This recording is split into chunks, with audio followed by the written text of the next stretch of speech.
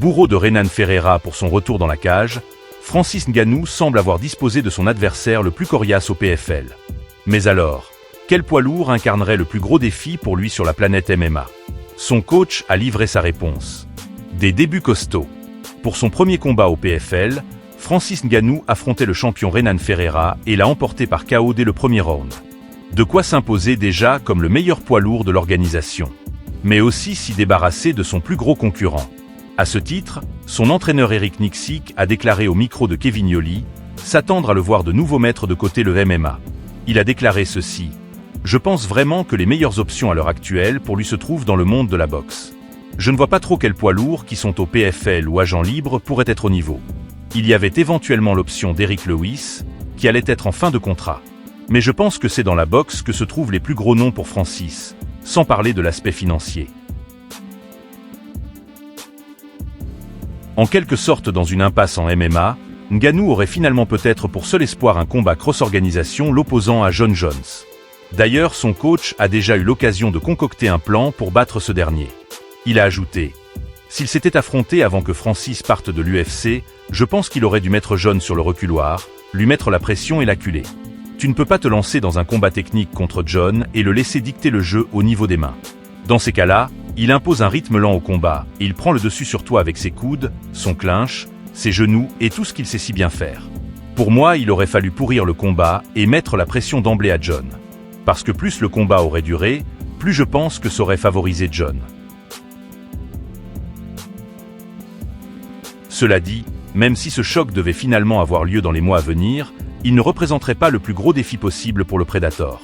C'est en tout cas ce qu'estime Nicksick, qui se méfie davantage de Tom Aspinall. Voilà ses mots: « Je pense que la plus grosse menace, c'est Tom Aspinall. Et je dis ça parce que c'est un gars qui se trouve sur mon radar depuis longtemps. Je surveillais la catégorie des poids lourds à l'UFC quand Francis y était encore. Et à mes yeux, il était au-dessus de la mêlée. Et au fil des ans, on est devenus amis. J'ai pu travailler avec lui et ça m'a permis de réaliser de quoi il est capable. En plus de ça, il est très actif et il a prouvé qu'il faisait partie des meilleurs grâce à cette activité. Donc j'aurais tendance à pencher vers lui. » Plus encore que Jon Jones, pourtant champion des poids lourds à l'UFC, Eric Nicksick fait de Tom Aspinall le plus gros danger pour Francis Ngannou dans la cage. Malheureusement, il paraît peu probable de voir les deux colosses s'affronter un jour.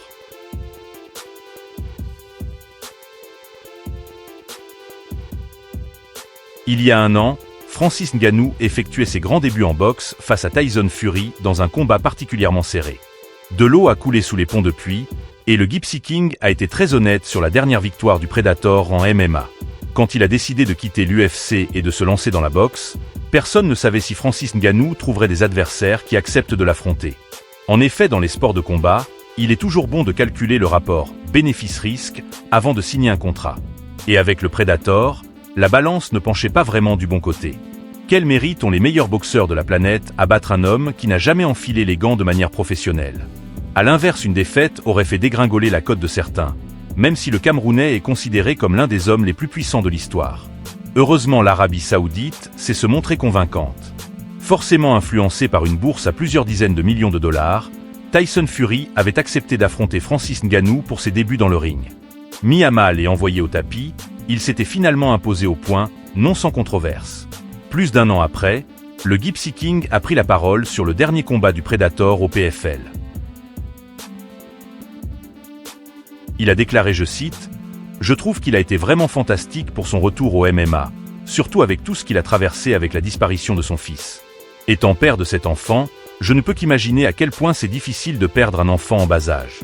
Rentrer dans la cage et mettre KO quelqu'un que les gens voyaient comme favori en moins d'un round, c'est à peine croyable. Et au-delà de s'acquitter le Cameroun pour aller en France avec à peine $10 dans les poches, connaître la misère et ensuite devenir multimillionnaire, c'est une inspiration pour le monde entier. Et j'ai d'ailleurs quelque chose à voir avec le fait qu'il soit maintenant très riche. Si Francis Ngannou ou moi pouvons le faire, alors tout le monde peut le faire. » Lors de son passage dans le podcast de Kamaru Usman, Fury a été très élogieux à l'égard de son ancien adversaire. Lui aussi père de famille, il a été particulièrement impressionné par la résilience de Francis Ngannou suite à la perte de son fils. Il se reconnaît d'ailleurs un peu dans le parcours du Predator, ce qui explique l'immense respect qu'il lui porte. Après s'être livré une guerre dans le ring, Francis Ngannou et Tyson Fury éprouvent aujourd'hui un immense respect l'un pour l'autre. Le Gypsy King est d'autant plus touché par son ancien rival, qu'il est lui aussi père de famille.